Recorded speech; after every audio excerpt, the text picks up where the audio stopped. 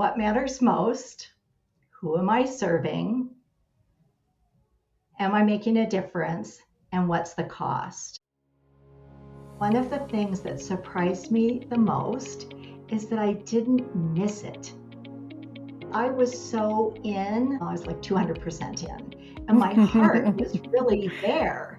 Yeah. And to be able to say goodbye with grace and dignity and exit and not feel like, oh, I wish I were back there.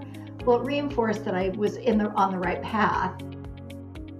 When you realized it was time to step away, what I hear you describing is, I have my health and I have time left. I am going to spend it very mindfully. I'm going to spend it aligned with my values, and I'm going to seek joy. You're listening to Solving for Joy. I'm your host, Dr. Chrissy Ott, a multi-boarded integrative physician and professional certified life and career coach. This podcast is about joy, what it means, how we find it, and the creative ways people are solving for it in their own lives. I'm so glad you're here. Hello, everyone, and welcome to today's episode of the Solving for Joy podcast. I am so excited to introduce you today to someone who is more than a colleague, someone I truly love and admire. This is Dr. Pendo, internist and chief wellness officer who has spent more than 30 years caring for patients, leading teams, and showing all of us what it looks like to bring humanity, kindness, and real joy into medicine. If you know Anne even a little, you know that she radiates the steadfastness and heart that makes everyone around her feel a little more grounded, a little more at ease, and a little more hopeful. But what I am most excited about today is that we get to talk about the chapter Anne is in right now. And I know so many will relate to it. Anne is in the middle of a huge transition. Many of us in healthcare think about it, and we rarely actually have opportunities to explore it honestly. After such a long and meaningful career in medicine, she has stepped into her next identity and phase, one that is aligned, intentional, and fully hers. She is now an executive physician coach, helping leaders lead and live well with clarity, confidence, and compassion. And she's doing it with the same depth and warmth she brought to every patient and team she ever served. So we're going to explore what it means to retire from medicine without retiring your purpose, how to redefine and refine who you are after being known as doctor for decades, and of course, how joy shows up in transitions when we're willing to listen for it. And yes, of course, if you know, we're also absolutely going to talk about Olive and Ollie, her therapy dogs, because of course, joy travels with her and them wherever they go. So grateful you're here for this one. Thank you. Thank you for that lovely introduction. Absolutely. I'm so excited. So many people in medicine reach a point where they feel like it's time to make a change. And sometimes this is brought to us by our stage of development, how long we've been in medicine, what the outside world expects us to do next. I'm so curious about the ramp up to deciding to make a change for you. Oh, that's such a good question. And I think we need to go back a number of years when I was at a point in my clinical practice where I was spending more time entering data than connecting with people. And at that point, I'd been in practice for probably 25-ish years and really focused on just that clinical work and realized that we could do better. We must do better for the folks that are providing care. And so it was at that point that I decided to step into leadership. And that really gave me that opportunity to step into the belief that I had the capacity through my connections and building relationships and how I thought through problems to really be able to make a difference on a broader scale. And that was also the time that I was introduced to coaching, which we'll come back to later.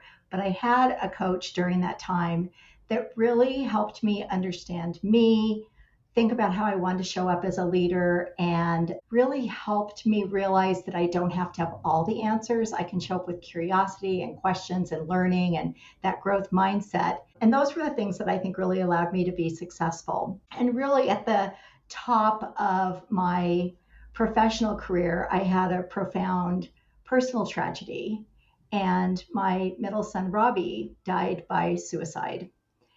And as any of you might imagine, it was the worst of the moments in my life. I mean, there have been some hard things, but nothing prepares you for that. Nothing prepares you to think about, how do you move through it?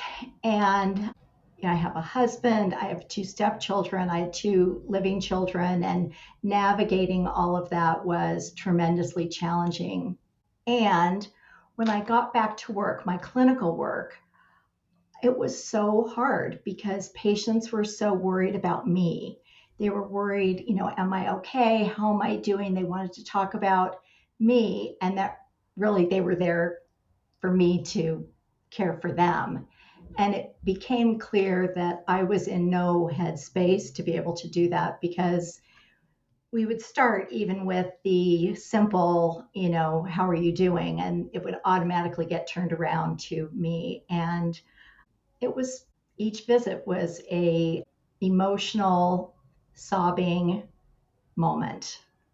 And so that was my moment where I realized that it was my opportunity to decrease my clinical practice and expand my leadership roles, which, if you know me, I love to work and I love my family. And work was one of the ways that I felt like I could work through the grief of that. It was a place I was successful, it was a place I was comfortable. And I'm sure there was some delay in working through all of the feelings that come with losing a child. And when I say losing a child, I always think it's like, that's not a phrase I want to use, because it's like, oh, I've lost them. They're somewhere else out there. I should go find them. So the death of my child, I'm going to go with that.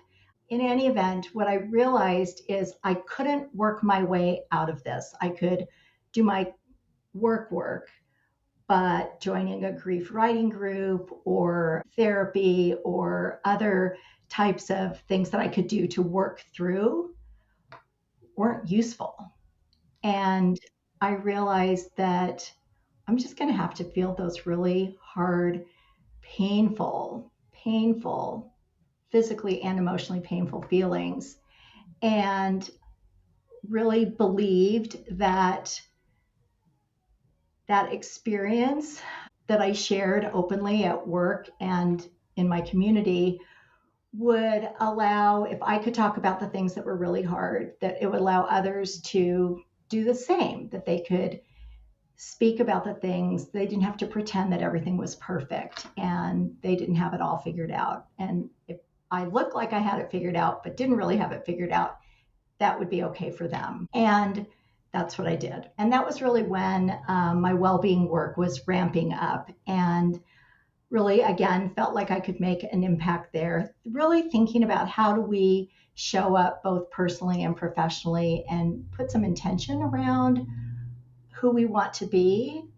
And it was during that time that work changed and it was more challenging. There were moments where I felt like I was making a difference and that we were putting things into place that were going to be really impactful. And many of those things were. And each year I go through this assessment of what matters most, who am I serving, am I making a difference, and what's the cost. And I think you and I met in 2022. It was at one of our chief wellness officer meetings. And I remember your very strong hug. We'd never met before. We just sat next to each other at lunch, but we had that instant connection. And you had seen my post. I usually post in September about suicide. And you were able to speak to me in just such an honest way And your hug as we were leaving lunch was just, so lovely. And thinking about, it's only been 3 years since we met, but our paths have crossed in really powerful ways. And as I think about the each year, the reassessment of what matters most, the people that I've met throughout this journey, when I got to the place of, I don't know that I'm making a difference and the cost is too high. By that time, Mm. we had grandkids, and I had sacrificed a lot as a mom that was working as a physician. And I realized my husband and I were in good health. What was I waiting for? And it was at Christmas time, I'd gotten a letter from a patient that I had cared for. I took taking care of her mom and dad, she and her husband, some children, and I wasn't caring for them any longer, but she sent me a Christmas card. And it was one of those moments where, as a physician, you realize the impact that you've had on the people that you care for. And she talked about how much she loved me and how much I loved her, and the partnership that we had, and the friendship, and my ability to, be present with them through all the really difficult times. And that was my moment where, when I read that card, I thought, okay, that is what I want more of, and I'm not getting it where I am. Wow. Thank you for sharing all of that so generously. I want to just scoop it all up and kind of share a little bit of it back with you, just to, to share that I get you and I got it. I am right there with you. I remember the meal that we met at, and what a special connection we instantly had. And, being part of a social circle that was impacted closely by suicide myself, I have an inkling of what it's like to have that on, your own little bingo card of life. It's not everything, but it sure is a big thing. And it can change how people interact with you. And people often say super well intentioned, awkward things. And so it's really, I hope to say fewer awkward things and be deeply present with people who have shared something like that, and acknowledge and honor every single time you share that. You lost Robbie to suicide, even if we're not a fan of Lost, because he's not Yes. lost. That it's like coming out of the closet, and that paves the way over and over again for other people to come out of the closet and acknowledge, I too have had my heart broken by a loved one whose death was by suicide. So acknowledging that, I heard you immediately say medicine changed. That was almost one of the first things that you said again at the top. And then again, that work changed again when you realized you weren't feeling as impactful as you wanted to, and you were no longer aligned with what it cost you. I resonate so much with that, and having that, lens of clear purpose and measuring, discerning continuously. This is why it's so important to have time for reflection, and more often than not, a partner with whom to reflect on those core values, and how am I doing with my expressed purpose, my desired expressed purpose in this one wild and precious life. Yeah. And I do think that it's in 2019 was when I really committed to intentionally reflecting on the year before and what I wanted in the coming year, and was really intentional about asking myself those questions. And maybe in 2019 I might have thought of, maybe I need a change. And then of course COVID came, so that wasn't going to happen. But, is it worth it? I mean, we do in medicine, we give up a lot. I think of vacations changed, phone calls with patients, and then, a child needed me for something. You're always being pulled in all those different directions. And I wouldn't give it up. I wouldn't give a minute of it up. But, Mm-hmm. there's always that pull. Yeah. Yeah.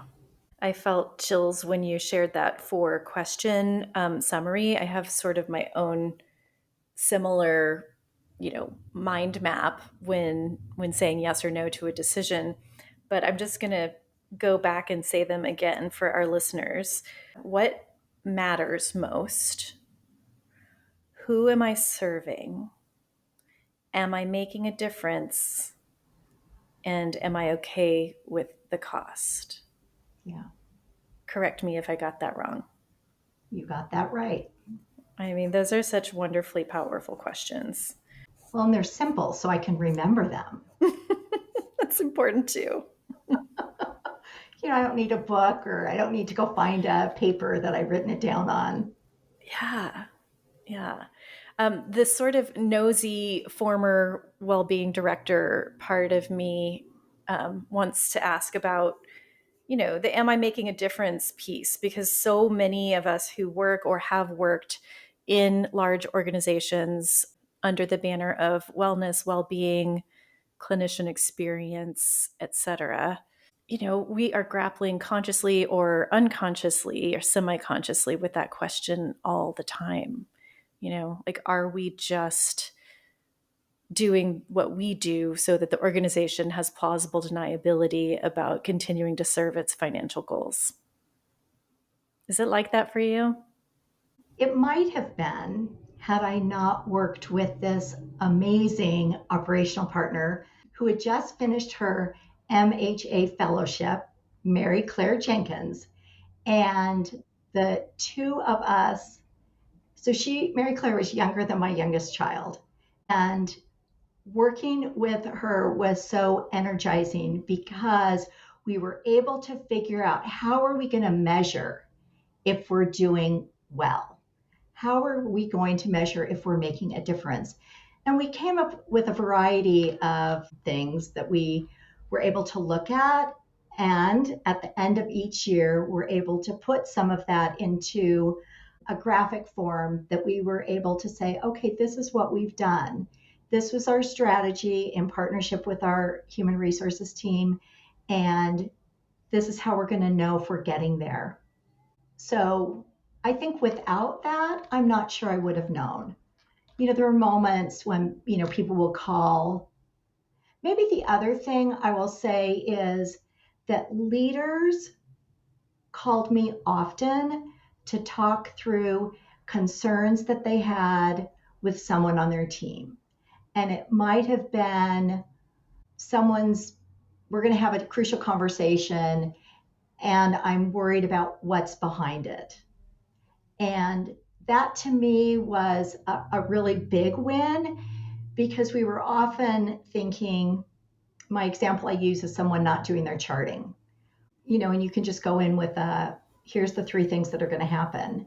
But asking the question, so tell me what's going on, that curiosity would often reveal, and I was a pretty safe person to speak with, would Mm-hmm. reveal what was behind. So I'm caring for a sick child. I've got an aging parent that lives out of state. I'm having issues in my marriage. It Mm-hmm. doesn't mean you're not going to not do the charting, but the charting's not the issue. It's the what's behind it. And so when leaders would call and say, I'm going to have this conversation, and I also want to be prepared, help me think through what questions to ask and how to have the resources on hand if they're needed. Yeah. And so I think that leaders being able to think about leading in that way was another non measurable. I suppose I could have tracked the number of people that called, but I didn't. But I felt like the leaders then were leading differently. They were leading with that, we called it the well being mindset, because you're looking at that person as a person, not just the task that they're doing.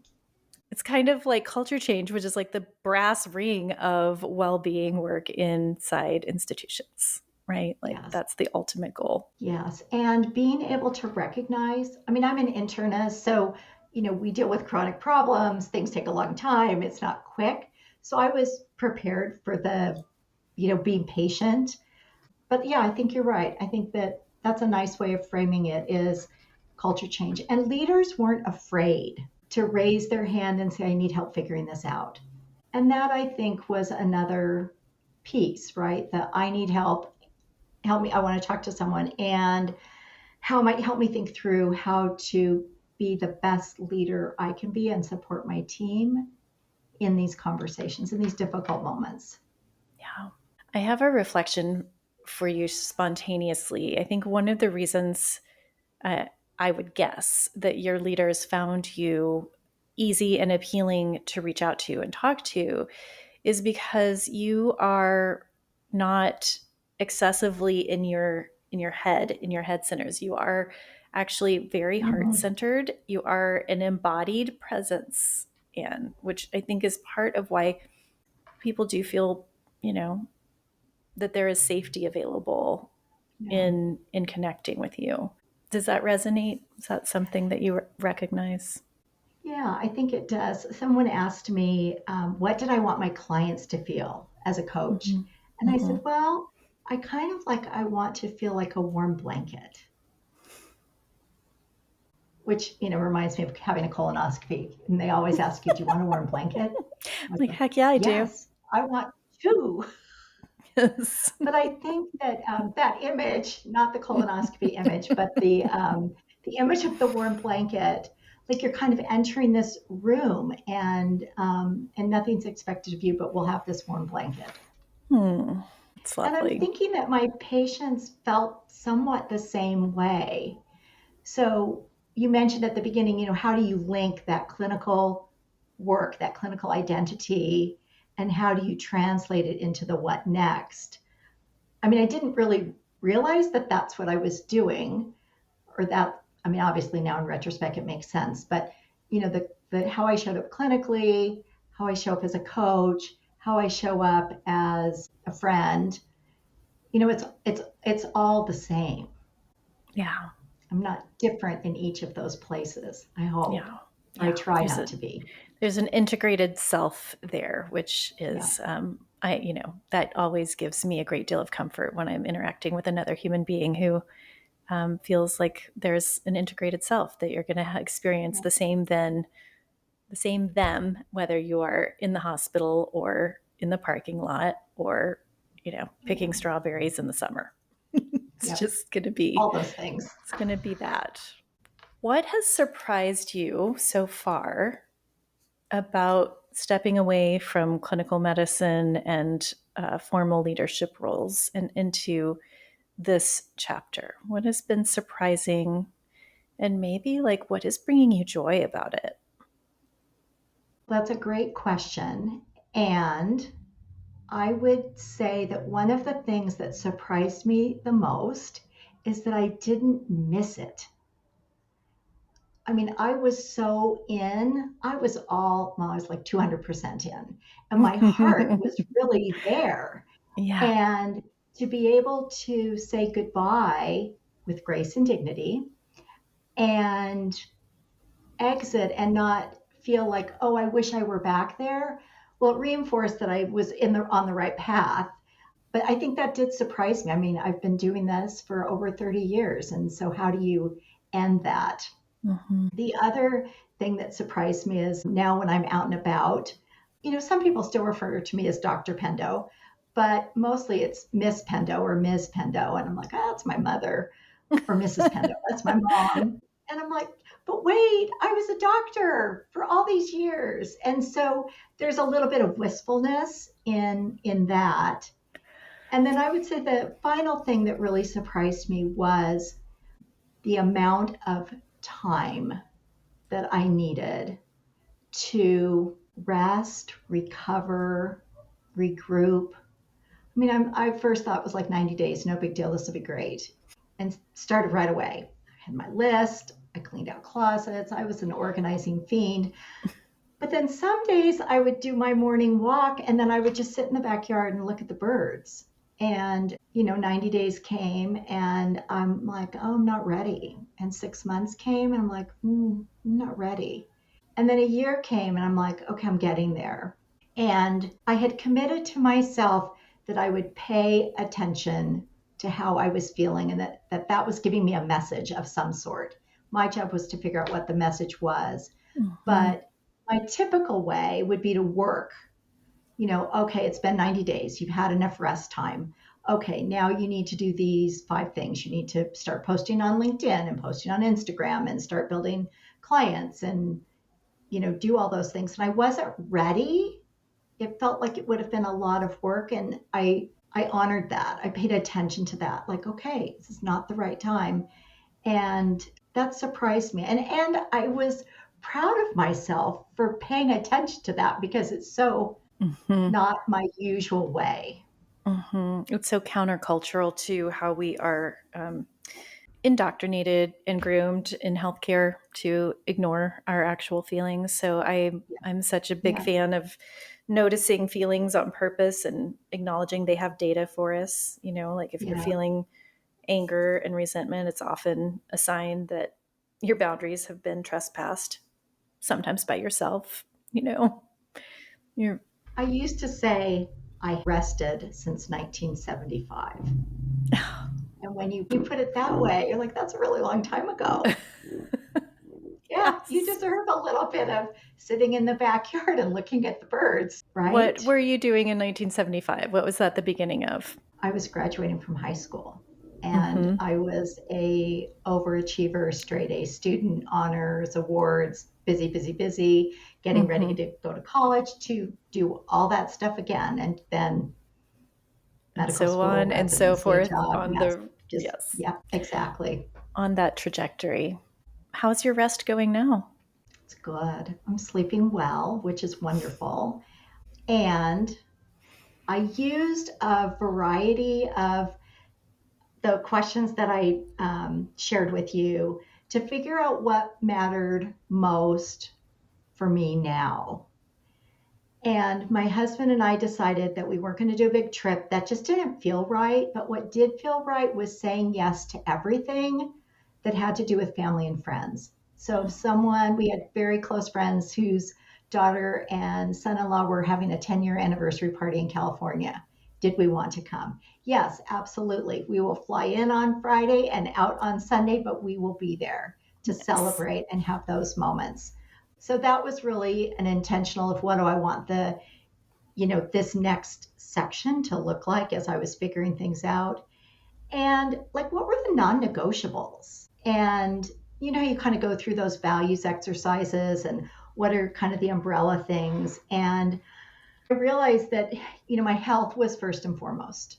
So I went back to regular exercise, lost some weight, and realized how much I missed that because I couldn't do any of the other things that mattered if I didn't have that. Mm-hmm. And then time with family and friends and money to do the health and time with family and friends and meaningful work. And those were my 4 things. And, then it became so clear of what we were going to say yes and no to. That's beautiful. And I hope what you can see is having the time. I wasn't distracted by anything else. So having the time to really think and reflect was necessary. Yeah. I've been saying frequently to my physician coaching clients that time is life. And when we stay late charting, even when we extend a visit out of obligation or behaving nicely, we are creating a time debt. And there's actually no getting that time back. It's a time debt that we are paying ourselves that creates martyrdom and resentment over time. Mhm. And when you realized it was time to step away, what I hear you describing is I have my health and I have time left. I am going to spend it very mindfully. Yeah. I'm going to Yeah. spend it aligned with my values and I'm going to seek joy. Yeah. And I'm not going to lie, it was hard to find that joy. It Hmm. wasn't magical. Yeah. It wasn't just like, oh yeah, I'm going to find joy, and oh, there it is. I'm going to pull it off the shelf, and I'll take a triple scoop, I please. yes, with some sprinkles. And the people that I loved would say things like, I want you to choose to be happy and choose joy. And I'm just like, I can't find it. And then I kind of felt like I was a failure because as a people pleaser, I'll be damned. I'm going to find that joy. And partway through a year, I cannot remember when it was, I just realized, damn it, I am going to find joy. There's not going to be a moment where it's going to not be messy. And so really thinking about what can that look like, Hmm. Yeah. even if it's not something big, even if it's that walk in the neighborhood where the sunshine's beautiful and the flowers are coming up. Yes, as our friend MJ says, the tiny little joys of life, which That's right. do not, you know, negate the steaming pile of crap over here on the same Yes. page. Yes, But I love it. exactly. I might have a new catchphrase like I will find joy, damn it, or something. I think Yes. that's kind of how joy now, damn it. Yeah, There's that so much at like this moment. energy. Yes. And it kind of felt empowering. Like I'm gonna do it. Yeah. And having time with friends and family and meaningful work and adequate resources is all part of how Yeah. we solve for joy. And I will say that in the last now 18 months, I needed some guidance from wise people to help me recognize what I bring.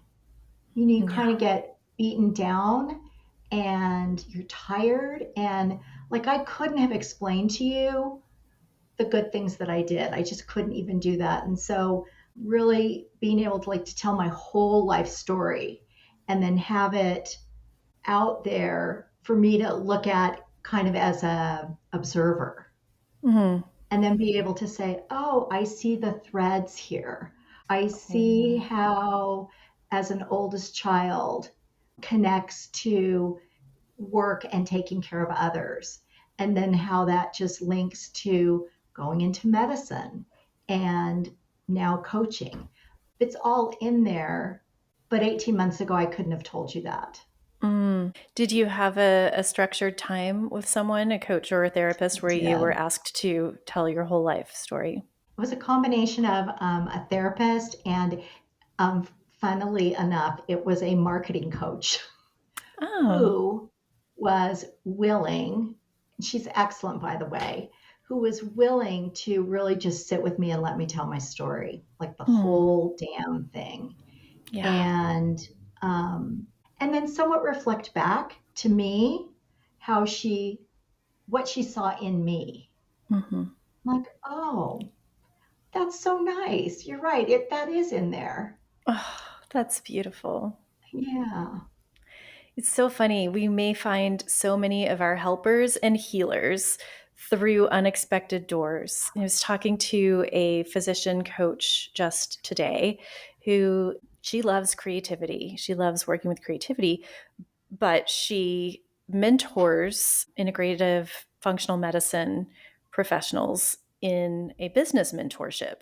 But the Mm, magic that happens in there has fairly little to do with business. It's just the door you enter the factory through, and then the magic things happen and you leave yes. changed. So yes, that tracks for me that you met somebody who is a helper and a healer and who's wearing a marketing coach hat and found your way to transformative insight together. Yeah. And I think being unafraid to welcome those people into my life, my story. Again, not having to say, I've got this all figured out, being honest about kind of what kind of how messy Yeah. things were at that moment, right? Yes. Yes. Locating yourself outside of our labels and roles and identities. Hmm. Yeah, Fresh absolutely. eyes, fresh ears for you. Yeah, and someone who had no connection to my past or my future, Mm. who just was seeing me at that moment. I'm so glad that you experienced that kind of support. Yeah, I was really very, I was, I felt really lucky. Yeah. As you are offering yourself to leaders and physicians, I wonder, what is it about, offering coaching that lights you up the most right now? Well, there's probably two things. The first is that healthcare is so hard right now. I thought it was hard during COVID. I can't believe it's harder now. The financial pressures, the mergers and acquisitions, the federal government changes, how people are cared for, all of that is just so hard. And thinking about how, like, what's my role in supporting, empowering those leaders to be able to sustain their work? So, how can I show up every day when there is so much chaos and so much out of my control? And then linked to that is really the piece around how do I know me? So that human element. How do I know me? How am I more aware of how I show up? How do people receive what I have to say? How do I know my team? And how do I use those two areas of growth to actually get my work done? And so it's those moments where clients will say something like, I hadn't even thought about it that way. Or, wow, okay, I can see that. And that's not what I want. So I'm going to need to make some changes and do things differently. Okay, and this is exciting Mm-hmm. to think about it, to think about things differently. It's those kind of light bulb moments. My Mm-hmm. favorite clients are people that are at I call it an inflection point. So they're Mm-hmm. stepping into a new role, or they've had a moment of, I don't have kids at home anymore. How do I want to show up as a leader? Now I've got possibilities. What do I want to think about? Those moments that where I'm thinking of leaving. Mm-hmm. Mm-hmm. Those are exciting upsurges. Right. And I don't want to go to something new as I'm leaving or fleeing something. I really want to be intentional about where I'm going next as a choice. So I'm not escaping something, but I'm actually going to where I want to be. Does that make Yes. sense? Oh, it makes sense. I echo those thoughts frequently. Hmm. Absolutely. And what are some of the special joys anchoring you right now? I have two four-leggeds in mind, but I also am curious about other ways that you are anchoring to joy in this time. Well, it was a very big surprise to me that I would enjoy being a grandparent.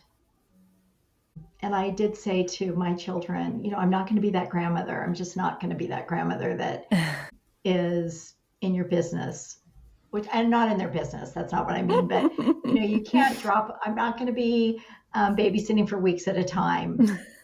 And, we're not going to buy gifts. We're going to put money into college funds for the grandkids. We were very almost like setting up this boundary, You're setting up no which is, nonsense boundaries for grandparenthood. Cute. And then the universe laughed, yes, Anne. Is that what happened? that's basically what happened. And there was a moment where one of our grandsons, when I'm visiting one set of kids, my job is to put the kids to bed at night, which I love. So, and I cannot sing, I cannot carry a tune, but I sing to them and read books. And I was Oh, doing that with Wyatt. And he looked up at me with his sweet little face and said, I love you. Oh. And I'm like, I love you too. And I thought, okay, now I'm getting it. I'm getting it. Finally, I'm getting it. Or when we're walking, my son has two boys, and when you're walking with them and you're holding their little hands, the way those little hands feel in my hands are little too, but my little hands, I'm like, okay, that's such a moment. Yeah. And then just recently, I have a granddaughter who's 5. Her name is Eloise. And Eloise was staying at our house, and her brother was sleeping. So it was just us. And I have teacups from my grandmother. And I said, oh, do you want to do tea? And so she was like, okay, let's do tea. So we got out all the stuff and we made tea. And I found biscuits, cookies in the freezer. I'm like, oh, we got some biscuits. So we had the whole thing set up on the counter. And we were chit chatting because she likes to chit chat about all the things. And I realized, okay, this joy is about being present and in the moment. And I'm not distracted by, I need to answer these emails and I need to call these patients back, or I need to go grocery shopping because we don't have food to eat for dinner, because we're not organized. And I thought that moment of just being there with nothing else pulling me away, that was joy. That's so sweet. Yes, it's very sweet. And like I said, I didn't think I'd be that grandmother, but man, I had all those cups and saucers and teapot and a cream and sugar from my mom. Hmm. And it was just this tender moment, so tender that I went up and got my husband, who was exercising. I said, you need to come downstairs and have tea with us. He's like, oh, no, no, I'll be down in a minute. I'm like, no, no, no, you need to come now. Yeah, don't miss it. It's like missing the sunset. You'll never see this one again. No, that's exactly Oh, right. That's exactly right. It was just so sweet. Let me I just see if I can celebrate. find our sweet little. Would you like to see our other little joy friends? Yes, we would. So we got Olive, the little dog, probably in 2019. And Olive was, well, first of all, she's so cute and she's little.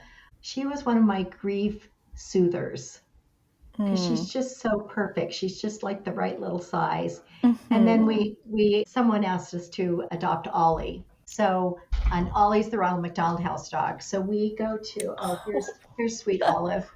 Oh. Hi, Olive. Hi, hubby. I can't get Big Dog up. He's too big. Ollie is Oh, too big, but Olive is just Come here, Big our Dog. sweetest little.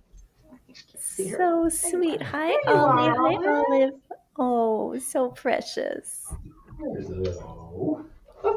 So where were they today at the nursing? We went to a class that the PICU holds when they train new PICU nurses.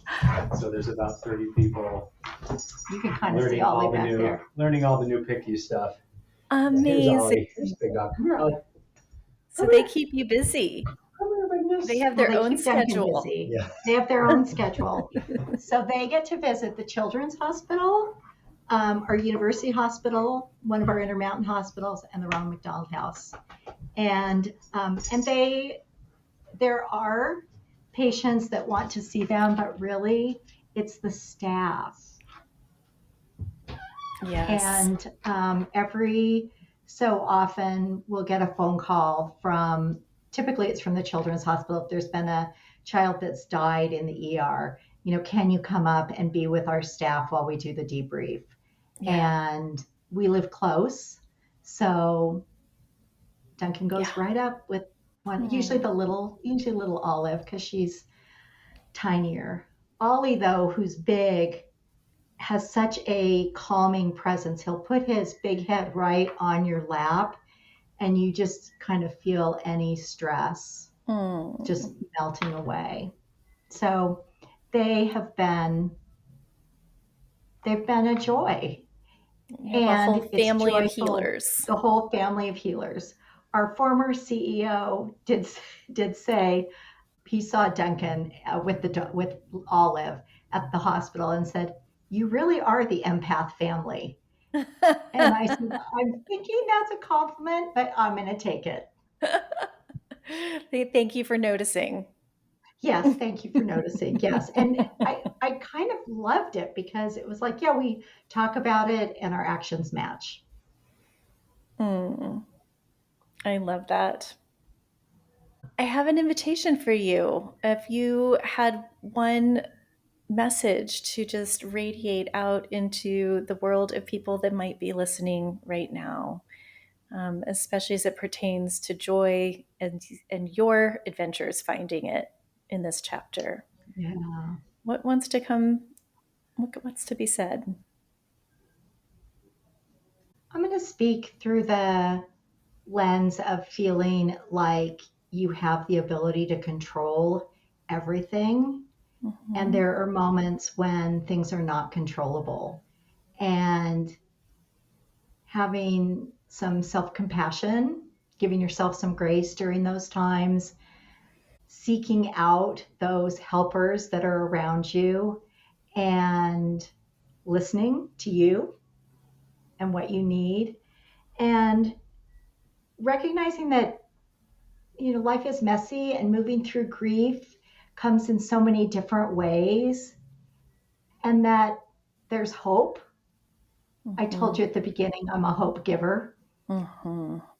That there's hope that you will come out the other side. I mean, I wasn't sure that that was going to happen for Yeah, me. naturally. And being able to sit here with you today, um, to share that optimism or wisdom, I guess, in my years of living, that it's possible.